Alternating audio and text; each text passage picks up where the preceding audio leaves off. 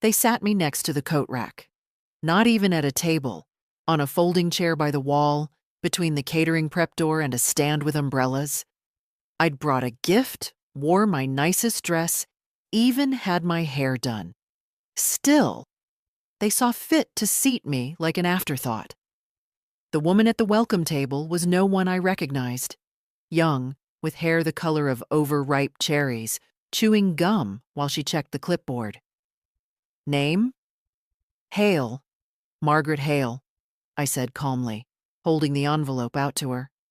She didn't take it, just ran her finger down the list. She mumbled, then pointed to the corner. Family overflow is over there, by the entrance.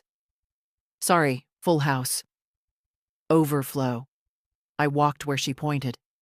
The hallway was dim, cool from the air conditioning, and lined with shiny wooden panels that smelled faintly of lemon polish.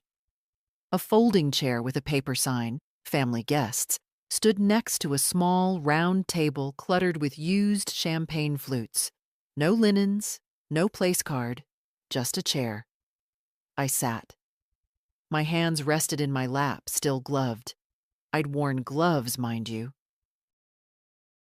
Cream-colored, stitched at the edges, the kind proper women wore when attending real events. But nothing about this felt real. Not the music echoing from inside the banquet hall. Not the laughter. Not the fact that my grandson, James Jr., was getting married and no one had saved me a seat. I thought maybe it was a mistake, that someone would come out and say, "Oh goodness, no, you're the grandmother. Come with me." But no one came. A waiter rushed past me with a tray of hors d'oeuvres. He didn't even look at me. One of the flute glasses on the hallway table still had a sip left in it. I almost laughed. Margaret Hale, drinking leftovers at her grandson's wedding. I looked down at the envelope in my hand. Cream-colored, too, with a silver ribbon. Inside, a check, handwritten, and a small card that said, "For your future, with love. Grandma M." No one had asked me for money. They never did. They just hinted. "It's going to be an elegant affair," my daughter-in-law had said last month. "James wants everything to be perfect. And the venue. Oh, the venue's stunning, expensive, but worth it." I'd nodded, said nothing. But a week later, I called the property manager and told him to cancel the usual lease discount. "Charge them full," I said. "They don't need to know it's mine." Because the venue?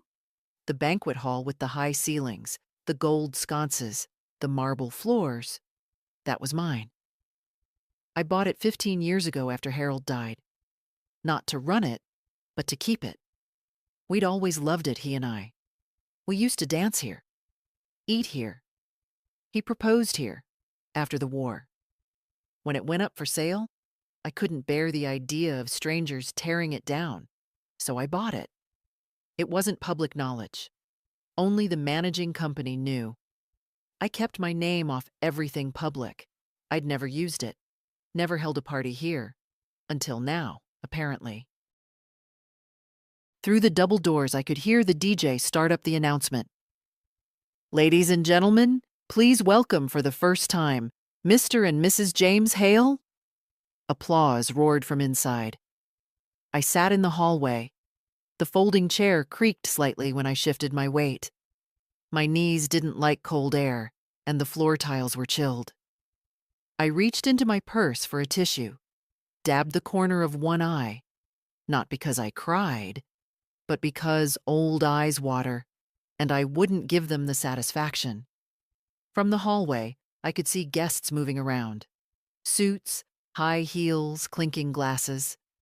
I recognized no one. That made sense. James Jr.'s friends were young professionals, all slick hair, fast laughs, and tight trousers. His bride, Shelby, was from a family with connections. I'd met her once. She smiled like a woman who believed the world owed her a white tablecloth. Still, I thought I'd at least be offered a seat. A soft voice interrupted me. "Excuse me, are you all right?" I turned. A girl, maybe 20, stood there with a tray of drinks. She looked concerned. "I'm fine, dear, just seated here." She glanced around. "Here? But I'm his grandmother," I said, calmly, clearly. "Margaret Hale." She blinked. "Would you like me to tell someone?" "No," I said. "Let them enjoy." She hesitated, then handed me a fresh glass of champagne from her tray. "I'll come check on you later." I took the glass, nodded. "Thank you." The doors to the banquet room swung open again, briefly revealing the chandeliers and silk-covered tables. The music changed, something upbeat. Shelby and James danced in, beaming, arms linked. Guests cheered. Phones came out. No one looked at the hallway. No one looked at me. I sipped the champagne slowly, one hand still holding the envelope. I wasn't going to make a scene. I wasn't going to cry. I'd simply sit here and wait. Wait for the moment they remembered who made this evening possible. The hallway got colder as the banquet doors stayed shut. I'd kept my coat on my lap at first, thinking it would be temporary, a quick mix-up. Someone would realize, and I'd be walked in with embarrassed apologies. But now my legs were stiff, and the back of the chair bit into my spine. I thought about getting up, saying something. But to whom? I knew how it would look. An old woman making a fuss. They'd say I misunderstood, or that the seating chart was full, or that I hadn't RSVP'd properly, even though I had. I mailed the reply card the same day I got the invitation, written in my neatest pen, right below the printed line that asked, "Will you attend?" "Yes, with pleasure." I'd added, "Looking forward to seeing everyone." Margaret Hale, Grandma. Apparently, the handwriting didn't register. The hallway started to fill with more stragglers. Late guests, wandering caterers, even the occasional curious child. One little boy in suspenders stared at me for a full 10 seconds before being yanked away by his mother. Inside, the music pounded. Silverware clinked. Someone was giving a speech. Through the half-closed doors, I heard James Jr.'s voice, muffled by distance but unmistakable. "To Shelby, my incredible wife. To our parents, especially Shelby's folks, who made all this possible." Applause. Then silence. Then the DJ's voice, chipper and empty. "Let's raise our glasses to Mr. and Mrs. Hale." Another round of claps. No one mentioned me. I placed the champagne glass down carefully. My hand trembled slightly, not from nerves, but from the hours of sitting in that unforgiving chair. I glanced at the little paper sign again. Family guests. Not even family, just guests of the family. As if I'd come with someone else. I wasn't angry yet. Just tired. A flash of color caught my eye. A girl in a sage green dress hurried out of the banquet room, scanning the hallway. She spotted me, blinked, and rushed over. "Grandma?" It was Emma. I felt something ease in my chest. "Oh, thank God, I thought you hadn't come." "I did come," I said simply. She looked around. "Why are you out here?" "That's where they put me." Emma's face twisted. "What?" I gave her a small smile. Apparently, the tables were full. Her mouth opened, then closed. She looked back toward the banquet room like she couldn't believe it. "Did he see you?" "I haven't seen him." "But this can't be right. You're not on the list? You're his grandmother." I didn't answer that. I didn't need to.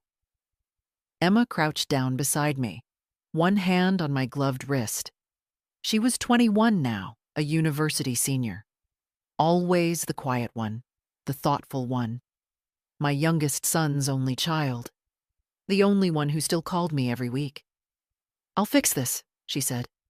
I'll talk to the planner or Shelby or Dad. I shook my head. Don't make a scene. But you can't just sit here. I can. I am. She hesitated. Can I sit with you at least? There's only one chair. She looked around, spotted a second folding chair near the catering door, and dragged it over. Fine. Then we'll both be outcasts. I smiled, despite everything. You'll wrinkle your dress. It's already wrinkled. We sat there for a moment in silence. Through the doors, the music changed again. Something romantic. The lights must have dimmed because a warm glow spilled through the crack. Do they really not know? She whispered. They know. But it's easier to forget what's inconvenient. Emma didn't respond. She just reached into her small purse and pulled out a napkin-wrapped biscuit. Stole it from the bread basket. Want it? I took it and broke it in half.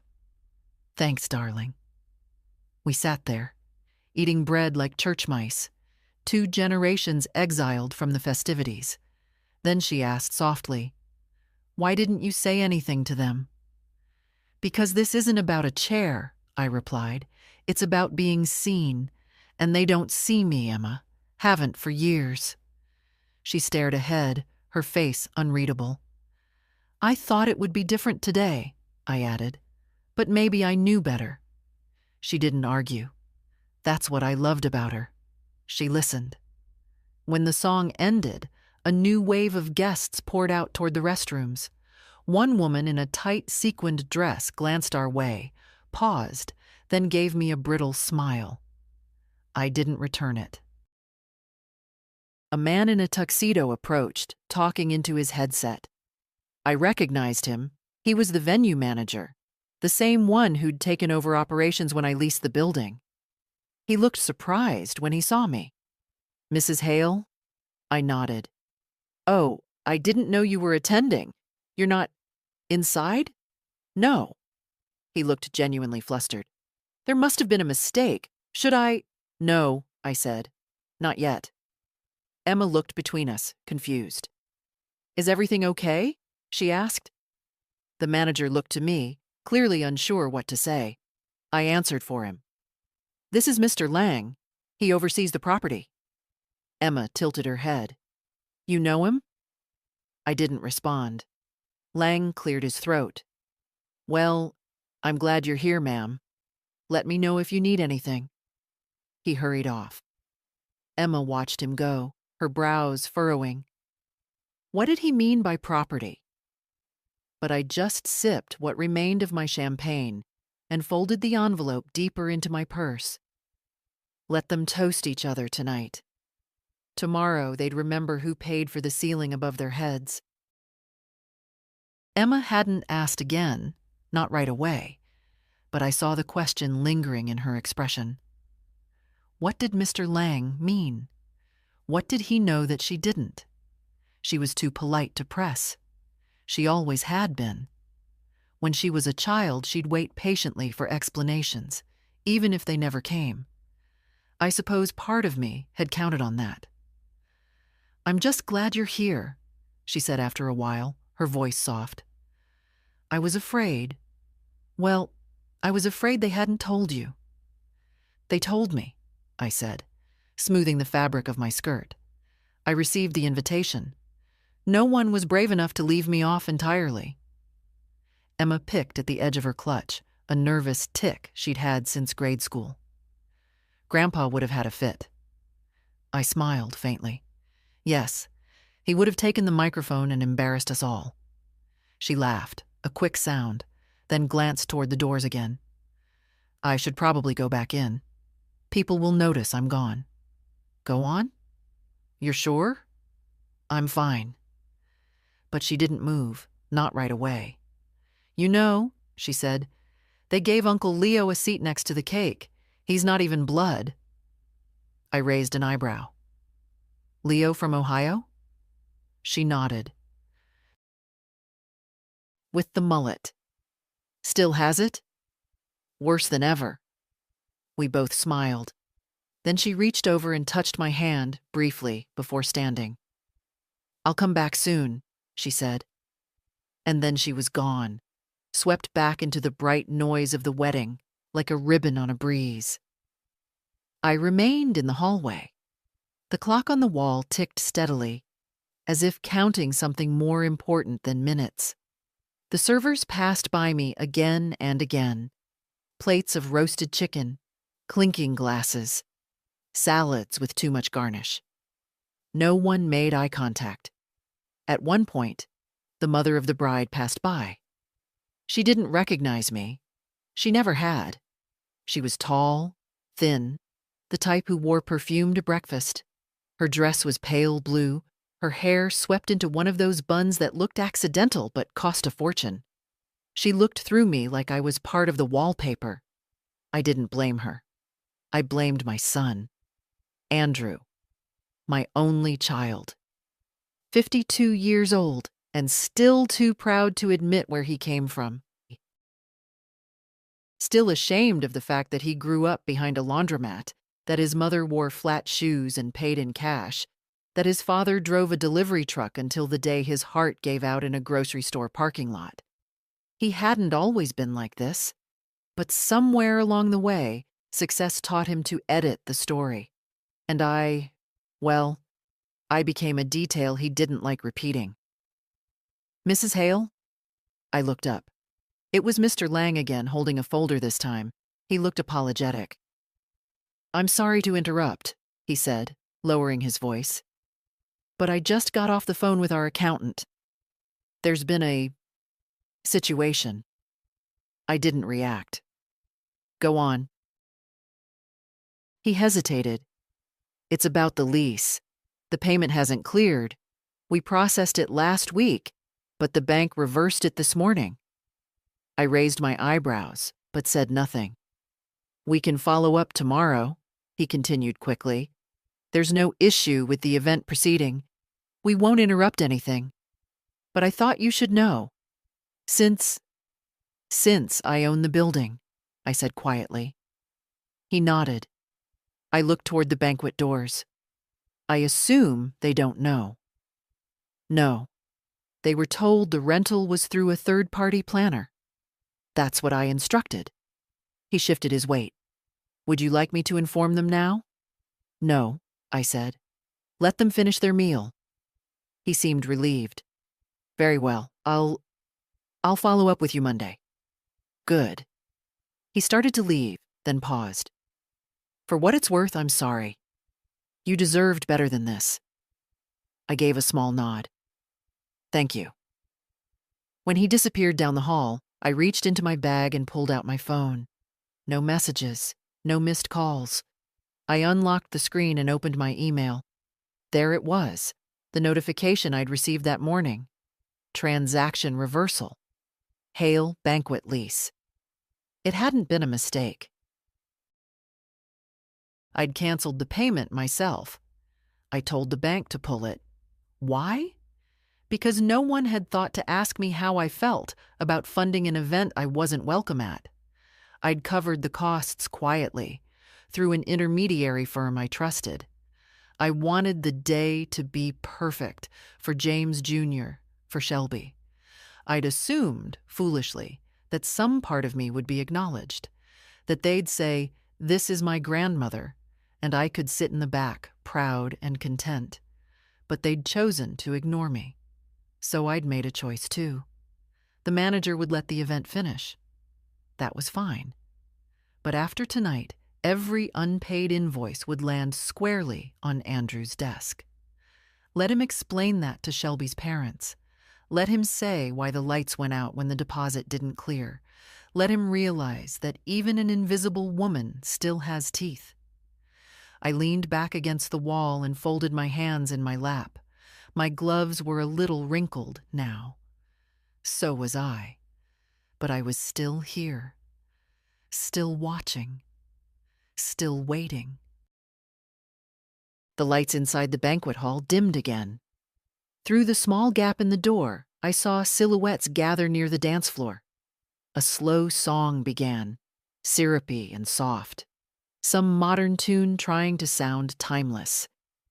Their first dance. Shelby leaned into James Jr.'s chest, her head tilted just enough to show off her earrings. His hands rested lightly on her waist. Around them, the guests held up phones, catching every step. I couldn't hear their laughter, but I imagined it. I'd once danced that way too, though the cameras back then were clumsier and nobody knew how to pose for a picture. Harold and I had moved like we were alone in a kitchen, not a ballroom. He always whispered silly things in my ear so I wouldn't cry. Weddings made me cry, even other people's. Not tonight. Tonight I felt dry, like an old well with nothing left to pull up. I'd already given what I could. Money, time, grace. That should have been enough. A man brushed past me with a platter of lamb lollipops. I caught a whiff of rosemary and garlic, and my stomach reminded me I hadn't eaten since breakfast. But I didn't move. I didn't ask for a plate. Let the lamb go cold. At some point, a photographer came out to swap batteries. He glanced at me, confused, then did a little double take. "Sorry," he muttered. "Didn't realize anyone was out here." I nodded politely.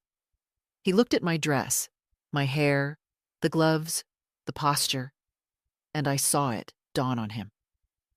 "Are you family?" "I'm the groom's grandmother," I said.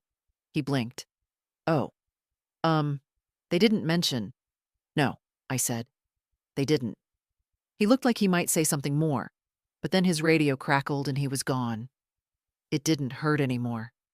It just confirmed what I already knew. I had become a technicality in my own bloodline, an accessory they forgot to include in the final look. There had been signs over the years. James Jr. stopped coming around after college, only texting me on holidays. Andrew had long since stopped inviting me to anything beyond Christmas, and even then, it was always takeout and a folding chair in the corner. Shelby had called me Margot once and never corrected herself. Little things. Enough to bruise, never enough to break. I thought maybe a wedding would change that. Silly old woman. A cluster of guests exited the banquet room, headed for the terrace. One of them, a blonde woman in 2 high heels, glanced at me and said in passing, "Are you with the catering team?" I just looked at her. She moved on. A few minutes later, Emma returned. Her hair was frizzing slightly from the heat inside. She looked winded. "Grandma, you'll never believe. Uncle Andrew's giving a toast. And he said the most ridiculous thing." I raised my eyebrows. He thanked Shelby's parents again, and then he said, "We wouldn't be here today without their support and generosity." That's the exact phrase. I memorized it. I nodded slowly. Emma leaned forward. "He's telling people they paid for the venue." "Of course he is. But that's—" She stopped, frustration rising. "That's not just rude. It's lying." "Emma, sweetheart," I said gently. "Your father lies about many things. This is hardly the worst." Her eyes watered. "I want to say something," she whispered. "I want to stand up and tell everyone." "No." "But why not?" "Because I didn't pay for this building so I could shout about it," I said. "And I didn't raise your father so he could be humiliated in front of polite company. I raised him so he could choose better. He didn't." Emma clenched her fists. "Then what now? You just sit here while he takes the credit?" I looked at her, really looked at her. "No," I said quietly. "Not forever." She sat beside me again. We didn't talk after that. The hallway was quieter now. Most people had found their drinks and their partners. The reception was well into its rhythm. Toasts, laughter, dancing. Dessert would come next. I wondered if they were serving cake or something more fashionable. Macaron towers or mini creme brulees. My envelope still sat in my purse. The check inside, untouched. I'd meant it as a gesture, a gift for James Jr. and Shelby to start their life. A symbol. But symbols only work when people see them. They didn't see me. I folded my hands in my lap again and looked at the time. Nearly 8:30. The event would begin winding down in another hour. Then, just before I could gather my coat and stand, someone else appeared.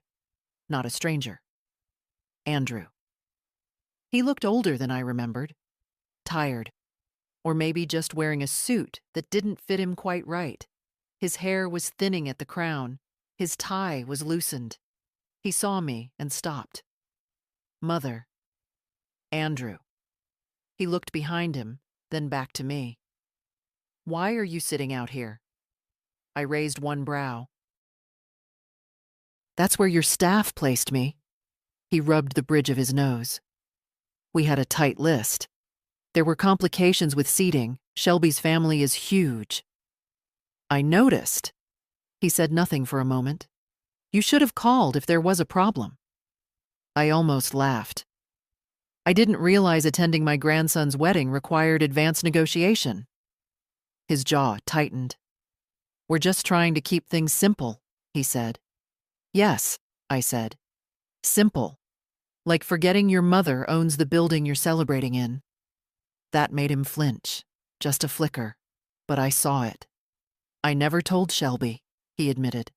I know. She's under enough pressure. And what am I under, Andrew? He didn't answer. I stood. Slowly. My knees protested, but I let them. I needed the weight of it. Go back inside, I said. Enjoy the rest of your evening. He hesitated. Are you leaving? Eventually. I'll send someone to get you a seat. Don't. He looked at me for a long moment. Then he turned and walked away. And I sat down again. Not because I was small, but because some people only hear thunder when the ground shakes first. I didn't sit long after Andrew left. My body ached from the hours of stillness, but my mind had woken up. No more waiting, no more hoping they'd do right on their own. They wouldn't. They'd forgotten the most basic rule of grace. When someone gives you something, you don't act like it was always yours. The doors to the hall opened again, this time by the catering team rolling out the dessert trays. I saw delicate cakes, tiny and ridiculous, stacked into glass towers with gold trim. Behind them, waiters carried trays of espresso in miniature cups, followed by two bartenders pushing carts with liqueurs and brandy. That part used to be Harold's favorite, watching men get drunk enough to loosen their ties and start dancing off-beat to jazz covers. He never drank much himself, but he loved watching joy take hold of people. I bought this building 6 months after Harold died. I didn't tell anyone. Not Andrew, not the neighbors, not even the ladies at church. I used a trust I'd set up back when the business was doing well, one Harold never touched. He always said I was better with numbers anyway. Back then, the old Hale laundry was still running, still making just enough. I sold the original location, invested the proceeds, and walked into the property deal with a quiet plan to keep one piece of our shared history alive. Not for profit, not for status, but because there had to be a place that remembered us. The building had changed hands so many times by then that no one asked questions when a holding company put down the money. I hired a property manager, Lang, and made one request. Don't ever advertise who owns it. I didn't want attention. I wanted dignity. I wanted one place in the city where no one could tell me I didn't belong. Until tonight. Until my own flesh and blood chose a stranger's comfort over mine. The hallway had emptied again. Most guests were inside, tipsy on wine and praise. Emma hadn't returned. Probably cornered by someone asking about college, or asked to pose for pictures beside people who had forgotten her last birthday. I stood, slowly, testing my legs. My purse hung heavy on my shoulder, the envelope still tucked inside. I walked the length of the hallway toward the manager's office. The door was slightly ajar. Inside, Mr. Lang sat at his desk, typing something, his jacket folded neatly on the chair behind him. He looked up, startled. "Mrs. Hale? I won't take much of your time." "Of course. Come in, please." I stepped inside and shut the door gently behind me. "You said earlier the payment bounced." "Yes. The account flagged it this morning. It was reversed entirely." "Good." He blinked. "Good? I don't want them thinking it was a glitch. I want a proper invoice sent directly to Andrew Hale's address, with full itemization." He hesitated. "That might cause confusion." "It should." He leaned back in his chair. "Do you want me to inform the clients tonight?" "No. But I want the documentation ready to go first thing Monday, and I want late fees applied, standard terms." "Yes, ma'am." He hesitated again. "Do you want to reveal ownership officially?" he asked. "Put your name on the books? We can change the paperwork, make it public." I considered that, then shook my head. "Not yet." "You sure?" "Yes." Because this was never about fame or credit. I wasn't planning a grand scene. I wasn't going to stand up with a microphone and demand applause. But I wasn't going to keep swallowing the insult either. Lang nodded. "Understood. I'll prep the materials tonight. You'll receive a digital copy by morning." I thanked him and turned to leave. At the door, he stopped me. "For what it's worth," he said, "I've been managing this property 7 years. You're the only landlord I've ever met who never asked to host a single party here, never used your owner's privilege. I didn't buy it for that. Still," he said, "it's a hell of a thing to let someone else host a wedding in your building and not even let them know you're footing the bill." "I was hoping," I said, "they'd remember to include me anyway." Lang nodded, understanding. People forget where they came from, especially when they think they've moved up. I gave a faint smile. Not all people. I stepped back into the hallway. The music had shifted to something fast and sparkly, an old pop song repackaged into wedding-safe jazz. The sound of shoes scraping against rented floors echoed out. Someone laughed, loud and unkind, from inside the room. It sounded like Shelby. I didn't hurry. Let the night carry on. Let the tables shake with noise. Tomorrow, the silence would say what I never did. When I stepped back into the hallway, the crowd was thinner. The rhythm of the evening had shifted. What was earlier crisp and choreographed had grown looser, louder. Laughter carried through the heavy doors, less elegant now. The champagne had taken hold. A waiter passed me, nearly knocking over a glass on the tray he carried. He turned back, then slowed when he saw me. "Ma'am," he said, "I'm sorry. Do you need anything? Someone to bring you a chair, maybe?" "I have a chair," I said. He looked past me at the folding thing by the wall, the one now skewed sideways and missing its paper sign. His eyes flicked back to my face, and something shifted in his expression. "You're not a guest, are you?" I didn't answer. "I saw you talking to Mr. Lang earlier," he said. "You're someone important, I think." I met his gaze. "Tonight," I said, "I'm just someone who eats in the hallway." He didn't know what to do with that. I gave him a small nod and turned away. From my seat, I could hear them announcing the bouquet toss. Someone squealed. Then the clatter of shoes, a stampede of heels against tile. The doors cracked open from the inside, and a group of girls spilled into the hallway, laughing breathlessly. They didn't see me at first. Then one of them glanced over, eyes widened, and elbowed another. "Oh, sorry," she said. "Didn't realize anyone was Sitting out here, just catching my breath, I said. Go on. They hesitated, then disappeared back into the main room. It was strange how quickly invisibility could become a shield. An old woman in a formal dress sitting alone? No one questions it. No one expects anything. Not even kindness. Across the hall, near the coat rack, I spotted Emma. She'd stepped back out again, talking to someone. Her mother, I guessed, from the stiff angle of her shoulders. I couldn't hear the words, but I didn't need to. Her face said enough. Disbelief. Frustration. The kind of contained fury that builds when someone's told to be polite, when politeness feels like betrayal. Then her mother turned and walked away, heels clacking. Emma stayed. She didn't come to me this time. She just stood still, arms crossed, watching the hallway as if waiting for something to happen. I didn't move. Sometimes stillness speaks louder than shouting. A few minutes later, the florist came out, young, nervous, holding a clipboard. She looked lost, glancing back and forth until she spotted me. Her eyes lit with recognition. "Oh, Mrs. Hale." I blinked. I didn't know her.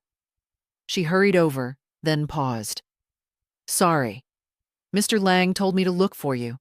We're clearing the last of the floral rentals tonight, and I didn't want to leave without saying thank you." "For what?" "For letting us use the space, the venue. Well, I know you don't usually attend events, but I've worked here 5 times, and the staff always says you're the one behind it all. Quiet owner? The good kind." She stopped. "You are the owner, right?" I looked up at her. "I am." She smiled, relieved. "Just wanted to say, it's a beautiful place. Everything went perfectly." "Did it?" I asked. Her smile faltered. "I mean, from our end, yes. The couple seemed happy." "I'm sure they are." She hesitated. "I should probably go, but thank you, again." She turned, then stopped. "Do they know?" "Who?" "The family. That you own this place." "No," I said, "they don't." Her eyes widened. "But this is their event." "Yes." "I just assumed most people do," I said gently. She nodded slowly. "Well, anyway, if you ever want flowers for yourself, for real, not an event, I'd be honored." She left, her heels tapping softly down the corridor. The hallway felt strangely quiet again. I glanced at the wall clock. 9:15. The evening was fading, the last stretch before people began slipping off with coats and favors and cake boxes. I could hear the DJ winding things down. Slower songs, safer songs. The kind meant to say thank you for coming. Now get your things. I still hadn't been offered a seat, but I'd already chosen mine. I took the envelope from my purse and opened it. The check was still smooth, unsigned, untouched. I tore it slowly, not out of anger, but with the precision of someone folding linens. Then I folded the halves again and again, until it was nothing but paper. The paper tore cleanly, without resistance. Thin, expensive stock, thicker than printer paper but softer to the touch. I'd ordered it from a specialty shop in town, the kind that still pressed envelopes by hand and offered you tea while you waited. I tossed the folded pieces into my purse and zipped it shut. Then I sat still and listened. Inside the hall, the DJ spoke again, his voice practiced and too cheerful. "Ladies and gentlemen, we'll be slowing things down for our final dance of the evening. Grab your partners and let's close out this beautiful night with a little magic." The speakers shifted into a familiar old tune, one Harold and I had danced to in our younger days. A quiet ache stirred behind my ribs. It wasn't sadness, not quite. It was the ghost of belonging. The doors swung open once more. Emma appeared, her shoes in one hand. Her cheeks were flushed, hair frizzy from sweat and dancing. "Grandma," she said, breathless, "come inside, just for a minute." "I don't think I'm on the list," I said. She gave a dry laugh. "I don't care about the list. Your father does. I don't answer to him." Her tone had changed, still soft, but steely underneath. She walked over and offered her arm. I looked at her open face, her clear eyes, the stubborn tilt of her jaw. She didn't ask again. She just stood there, arm steady, waiting. I rose. It wasn't a dramatic moment. No spotlight, no sudden hush. Just two women, one older, one younger, walking quietly through a door that never should have been closed to them.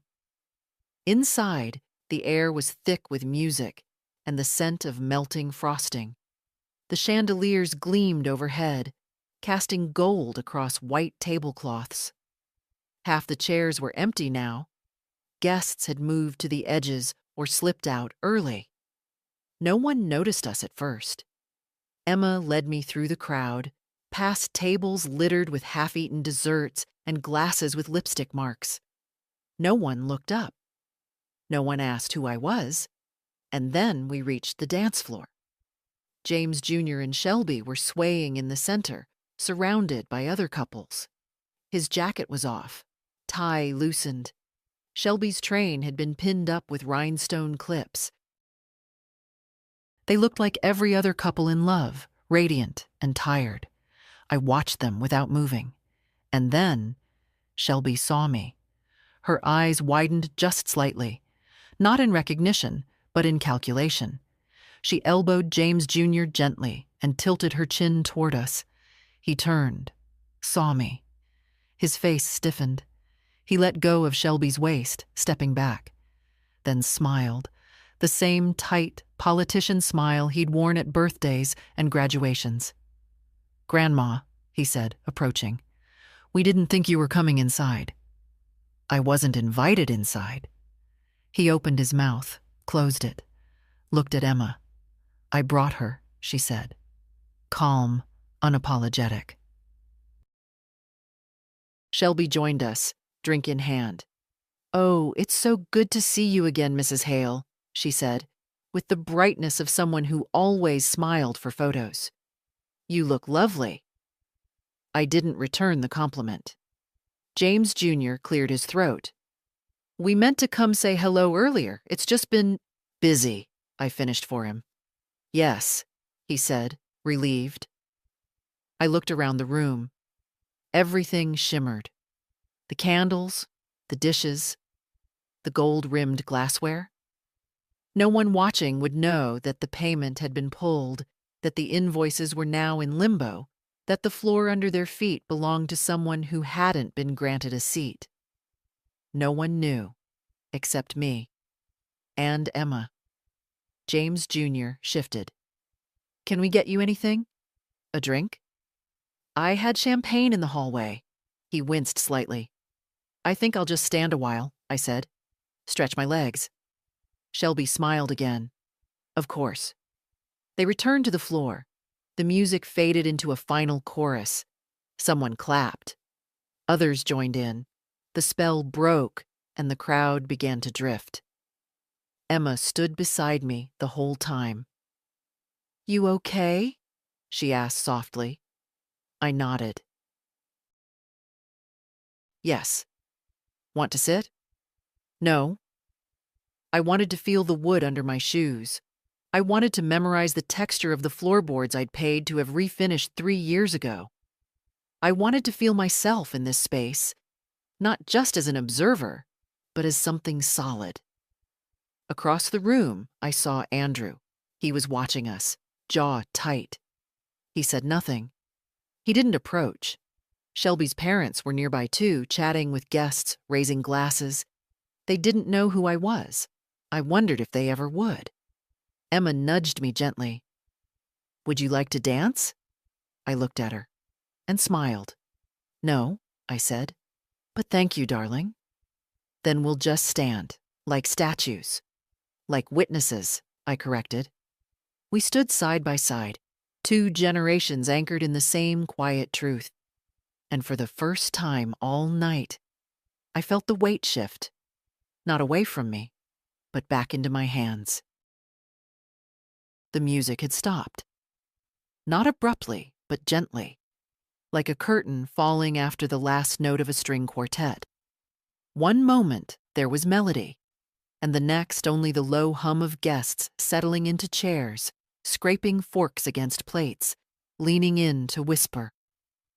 Emma and I remained standing. I wasn't tired. Not anymore. From the edge of the floor I could feel the looks begin, some subtle, some obvious. I was no longer invisible. Not entirely. A few of Shelby's relatives watched us with polite confusion. They were the type who could sense when something was off, but not enough to ask.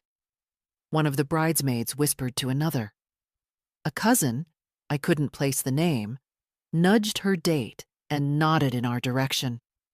And then Andrew approached. Slowly. He had his wine glass in hand, but hadn't touched it. His collar was slightly askew, and he walked like a man who'd just remembered something important, but too late. Mother, he said quietly. Emma took a small step back, giving us space. Andrew, I answered. He glanced around as if checking who might be within earshot. I didn't expect you to come in. No, I said. You didn't. There was a pause, the kind that stretches, not because there's so much to say, but because there's so much not being said. I was going to explain, he offered, about the seating, the mix-up. It wasn't a mix-up. No, he admitted. It wasn't. He looked away, jaw tight. You made it awkward, he said, barely audible. I raised my eyebrows. Did I? Yes. Good. He looked back at me, surprised. I didn't want a scene, I said. I sat where you told me to. I drank hallway champagne and watched strangers walk past me. I didn't complain, not once. And you know why? He didn't answer. Because I thought you might find your way back. You didn't. I saw his throat move as he swallowed. I don't know why you came inside now, he said. It's almost over. I didn't come for the ceremony or the cake. I came because my granddaughter offered me her arm. She shouldn't have, he muttered. It's not her place. She remembered who I was. That makes it exactly her place. He turned slightly, as if ready to leave, but stopped. I didn't want Shelby's parents to feel uncomfortable, he said, quieter now. They have expectations. I'm aware. They think we're something we're not. And you wanted me to play along. I wanted it to go smoothly. I nodded slowly. Well, it didn't. We stood like that for a moment. 2 people with the same mouth, the same posture, the same stubborn streak that had once built a home and now stood between it. Do you remember, I asked, when you were 10 and broke your wrist on the monkey bars? He blinked, caught off guard. Of course. Do you remember who drove you to the hospital? You did. Do you remember who paid for your braces, your first car, your college tuition? Mom? No. Don't answer. Just think. Think about everything you've decided not to mention tonight. Every piece of your life you've dressed up to look like someone else paid for it. He stood still. Around us, guests rose from their seats, stretching, slipping into jackets. The evening was ending. The illusion was softening. You could have said nothing, I continued. But you went further. You erased me. He winced. I didn't mean to, he said. That's the problem, I said. You didn't even have to mean it. Emma returned, silent as a shadow. She offered me a small bottle of water and a folded napkin. I took both. Andrew looked at her, then back at me. "Are you planning to stay much longer?" he asked. "Maybe. There's not much left. Then I suppose I'll just enjoy the end." He hesitated, then turned and walked away. I didn't watch him go. Emma whispered, "Do you want to leave?" "Not yet," I said. "I've been asked to leave enough times for one evening." She slipped her arm through mine again, her fingers warm against my sleeve. A photographer passed by. He paused, then raised his camera. "Do you mind if I take a picture?" I looked at Emma. She smiled. "Go ahead," I said. He snapped the photo, quiet, quick, no flash. For once, I would be in a picture not as an afterthought or an obligation, but as a fact. The room slowly emptied, table by table. I watched as people filed out, murmuring goodbyes, complimenting the decorations, asking if anyone knew where their favors were. No one mentioned the building. No one asked who paid for the hall. And that was all right. I didn't need applause. I just needed to be seen. And I was. By the time most of the chairs had been stacked and the lights began to dim, only a few clusters of guests remained. The room smelled of wine, sugared frosting, and wilting flowers. Emma and I moved to a small table by the wall, empty now, except for crumpled napkins and a centerpiece with white peonies gone soft at the edges. I lowered myself into the chair slowly. My knees murmured their protest, but I ignored them. Across the room, I saw Shelby laughing with two of her bridesmaids. She looked untouched by the evening's strain, glowing in that specific way young women do when they believe the world has aligned just for them. I didn't blame her for that. Youth rarely sees the corners of things. Andrew hadn't come back. I didn't expect him to. Someone began wheeling out the cake cart, a towering confection of pale pink and gold with sugar flowers and a monogram topper. A few guests gathered, eager for photos. Emma reached into her purse and handed me a small tin of mints. "Here, they're better than they look." I smiled and took one. "Thank you, dear. You handled that well." "I've had practice." She looked down, picking at the edge of her napkin.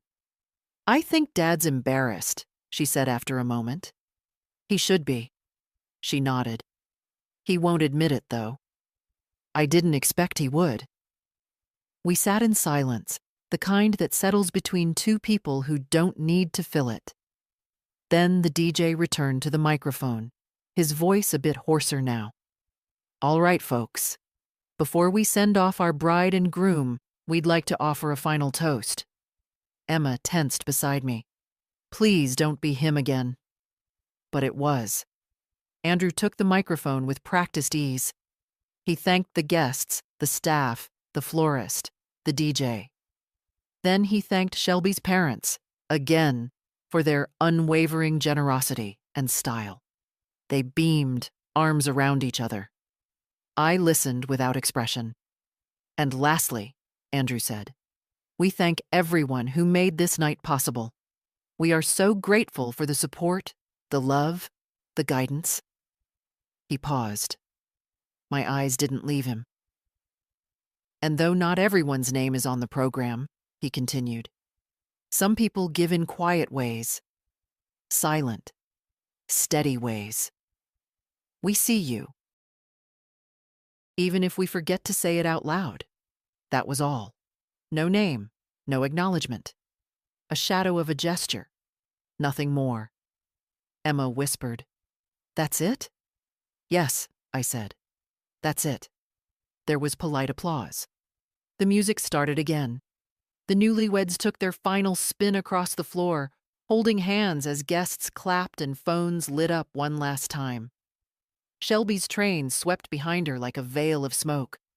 James Jr. smiled, waving, laughing, basking in it. I watched the doors open. They stepped through. The hall began to empty in earnest.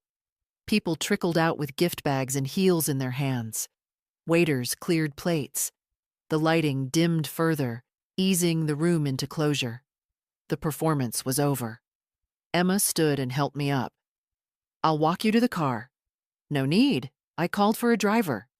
She hesitated. "I don't like the idea of you walking out alone." I squeezed her hand. "Then come with me."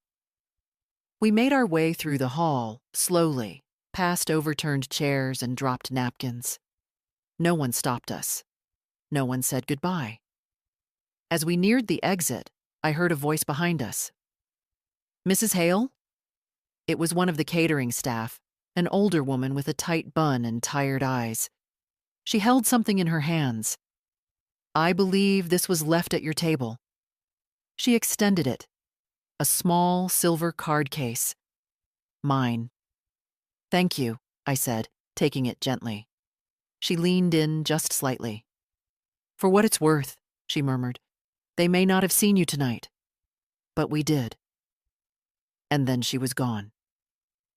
Outside, the air was cooler, crisper. The wind had shifted since sunset. The driver stood near the curb, door already open. A black car, modest and clean. "I can come back to the house with you," Emma said. "If you want." "Not tonight," I said. "Go rest. You've been good to me." She nodded, eyes bright. "Call me when you get home?" "Of course."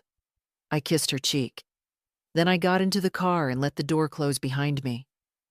The engine was quiet, the driver polite. He didn't speak, just tapped the address into the screen and pulled into the road. As the building receded in the rear window, I looked back once. No one stood at the door. No one waved. That was fine. Tomorrow, there would be bills. And silence. And a new kind of remembering. The house was quiet when I returned. The driver helped me up the front steps and waited until the door clicked shut behind me.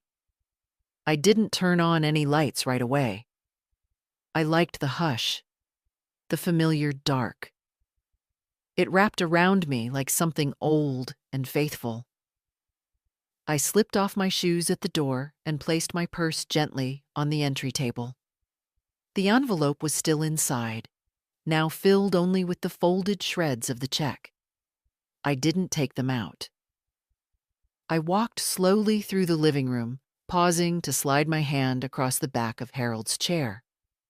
The fabric had faded some over the years, but the frame held strong. He'd chosen it himself, sturdy, wide, with arms that felt like real wood. Everything in this house had a story, and none of those stories had made it to the wedding tonight. I filled the kettle and set it on the stove. Earl Grey. A habit I couldn't drop even in summer. The quiet whistle when it boiled gave me something to wait for, something that broke the silence without shattering it. While the water heated, I walked into my office. It wasn't much.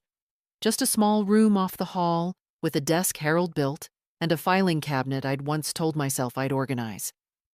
The top drawer stuck slightly from humidity. I pulled it open and thumbed through the folders. Hale Laundry. Closed Hale Family Trust. Active banquet property. Hale Hall. Holding LLC. I slid the last folder out and placed it on the desk. Inside, contracts, deeds, letters from the property manager, all signed, all neat. The most recent lease agreement sat on top. There was the event order for tonight's wedding, complete with invoice, venue rental, staffing, catering, AV services, full market rate, no mention of a discount, just as I'd instructed, and beneath that, my notes, written in my hand, terms, conditions, emergency contacts, special instructions, including one I'd written years ago and never changed. No personal hosting without written request. Owner chooses anonymity. Respect it. I sat for a moment, rereading that sentence. Then I uncapped a pen and crossed it out. Not because I wanted attention, but because there were different kinds of privacy, and I had paid for mine long enough with silence. The kettle whistled. I made my tea and carried the cup back to the front window. From there, I could see the street, empty now, except for a few porch lights glowing like low stars. Somewhere down the block, a neighbor's sprinkler sputtered to life. I sat in Harold's chair. The steam rose in lazy ribbons from the cup. For years, I had thought that owning the building gave me a kind of dignity no one could take. But dignity isn't about what you hold. It's about what you refuse to let be taken from you. And tonight, I'd let them take it. For a little while. I'd handed it over for the price of decorum. But now it was mine again. In the quiet of my house, I made a decision. Not loud, not grand, just solid. Tomorrow morning, I would contact Mr. Lang and begin the process of transferring the building into Emma's name. Not as a gift, as a message. Because she saw me. And because something of Harold and me, something of the people we had been, deserved to continue not as a secret, but as a legacy. I didn't want to be remembered in plaques or dedications. I just wanted one person, one branch of my bloodline, to understand that what I built had meaning, that it wasn't just a venue. It was shelter, history, memory, pressed into plaster and wood. I took another sip of tea and let it warm my throat. The clock in the hallway ticked softly. I wasn't angry anymore. I wasn't even hurt. I was just done pretending that being quiet made me more noble. Sometimes silence is just what they count on. The morning came softly. Light through the front windows, diffused by the old lace curtains I still hadn't replaced. I didn't rush to get up. My bones ached a little, but not more than usual. I'd slept in Harold's chair. I hadn't meant to. The teacup still sat on the table, empty now, a faint ring at the bottom where the leaves had settled. I stretched, slowly, then rose. Today, I would begin. After breakfast, I made 2 slices of toast and brewed another pot. The kind of breakfast you make when you don't feel the need to impress anyone. I wasn't in a hurry, not because the task wasn't important, but because I wasn't doing it from anger anymore.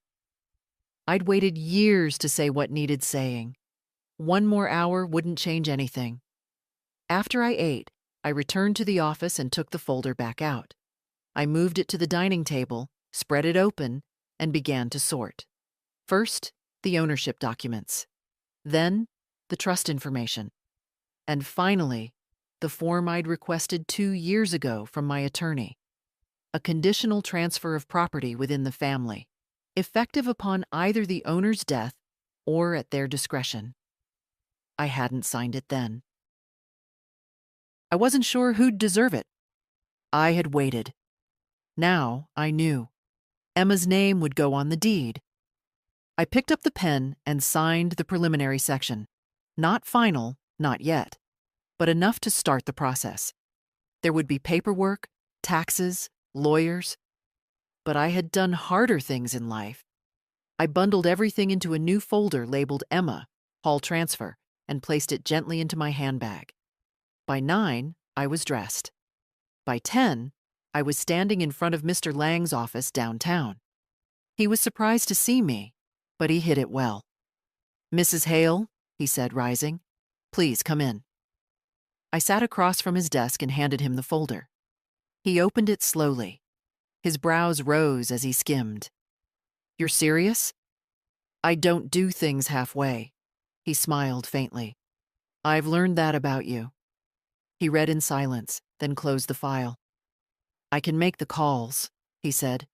"We'll need a few meetings, but this is clean. It's doable." "Emma is the only one who still listens," I said simply.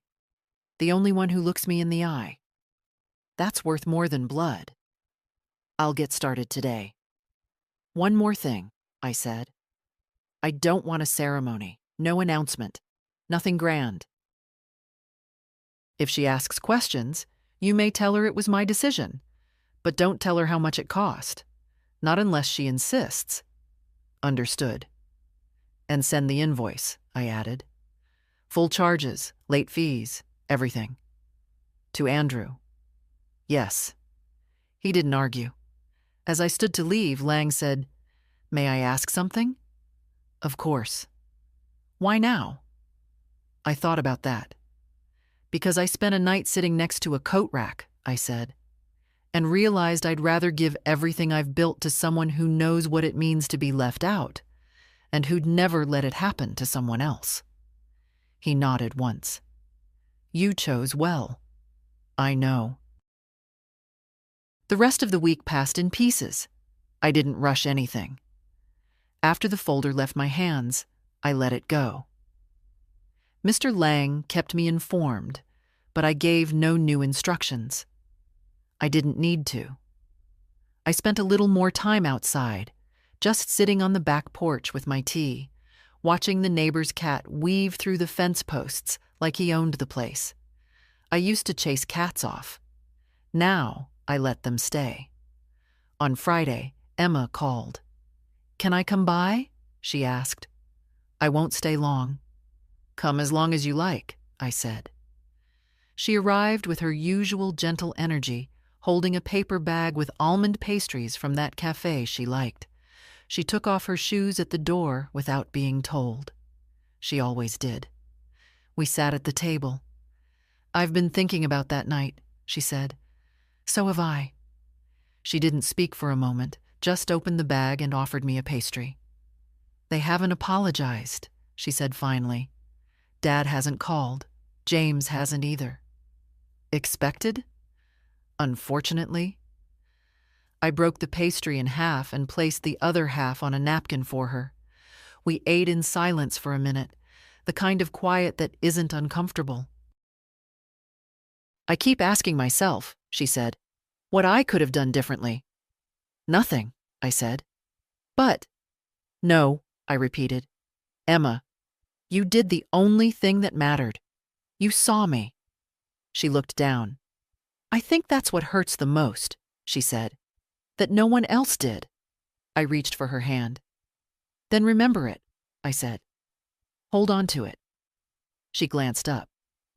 "Because someday, you'll be the one sitting in the back," I continued, "and you'll remember what it felt like, and you'll know what not to become." Emma was quiet a long time. Then she said, "You're not bitter, are you?" "No." "But you're not forgiving." "I'm not forgetting," I corrected. "There's a difference." She nodded slowly. "I've been thinking," she said, "you should use that hall sometime, for yourself. Something nice, not someone else's celebration." "I already did," I said. "When?" "Before it had chairs and candles and catering, when it was just dust and possibility. That's when it was mine." She smiled, sad and proud. "Do you ever regret it?" she asked. "What?" "Buying it." "No," I said. "I only regret expecting them to understand why." We moved to the porch. The sun had fallen behind the trees, but the sky still held its weight, thick with color. Emma brought out 2 mugs of mint tea. She'd learned how I liked it. After a long silence, she asked, "Is there anything you want me to do? About Dad, or James, or the hall?" I looked at her. "If you ever have something of your own," I said, "you protect it. But you don't use it to punish people. You let the truth do that work for you." She nodded, and we drank our tea without another word. The letter came on Monday. Not an email, not a phone call. A real letter. Thick cream envelope, printed address, blue ink, my name spelled correctly. Margaret Hale. No mother, no mom, no grandma. Just a name on a page. I didn't open it right away. I let it sit on the hall table for an hour or two, like something baking under glass. I dusted the mantel. I watered the plant by the window. Only when I felt the edges of my patience settle did I pick it up. The handwriting on the letter inside was careful. Andrew always wrote like he expected someone to grade him. Mother, I've been meaning to reach out, but didn't want to speak in haste.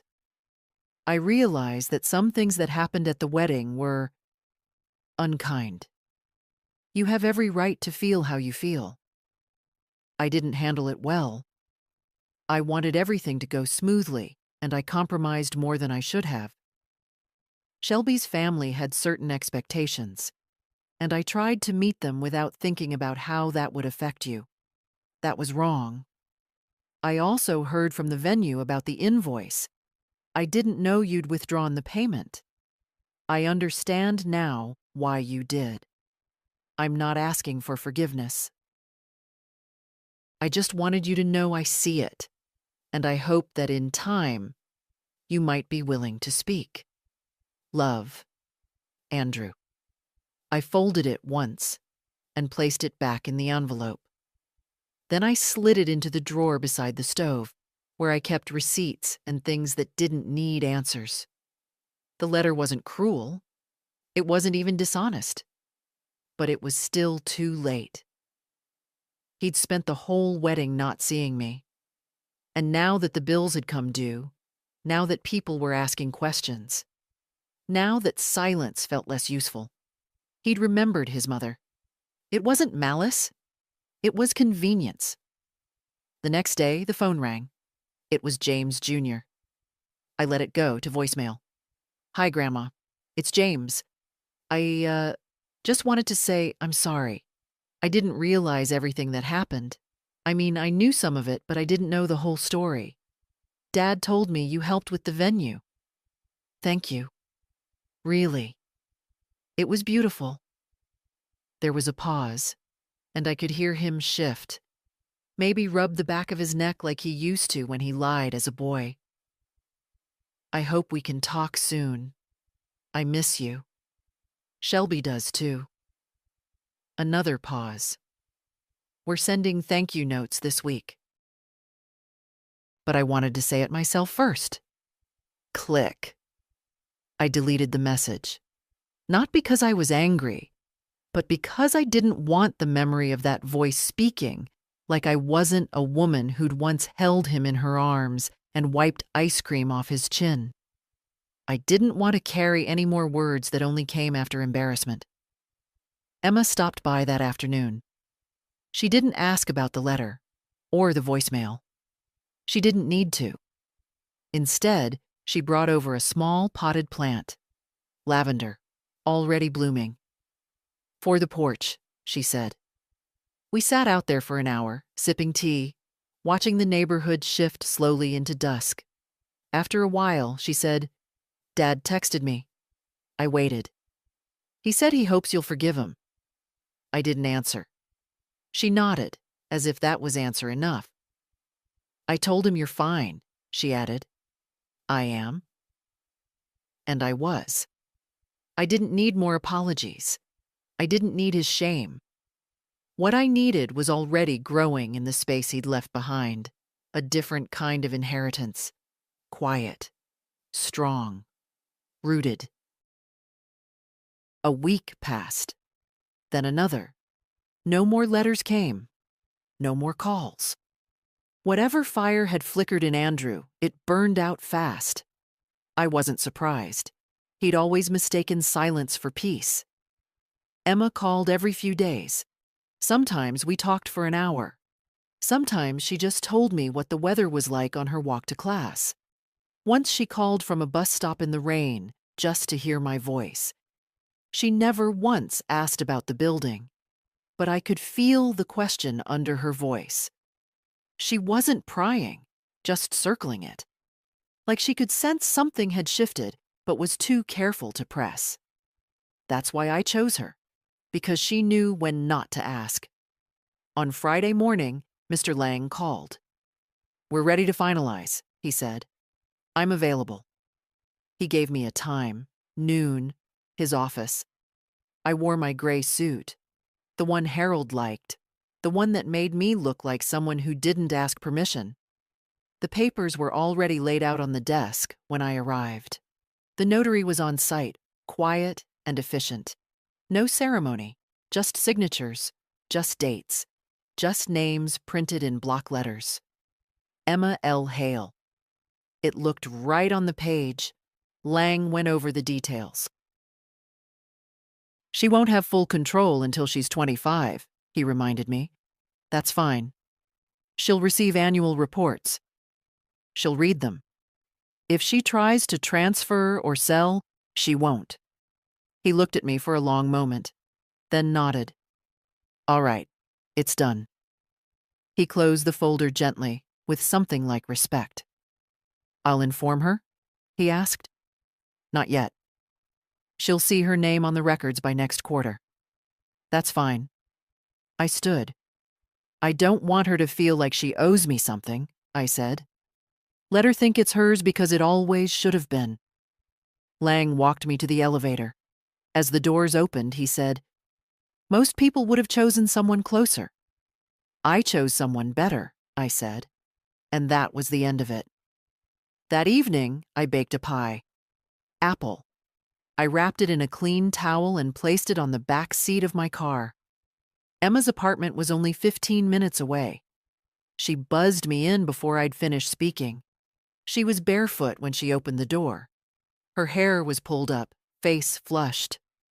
Grandma, she said, surprised, is everything all right? I brought pie. Her face softened. That's always all right. We sat on her little couch, plates balanced on our knees. Her living room smelled like old books and clean laundry. At some point, she said, I've been thinking about the building. I didn't react.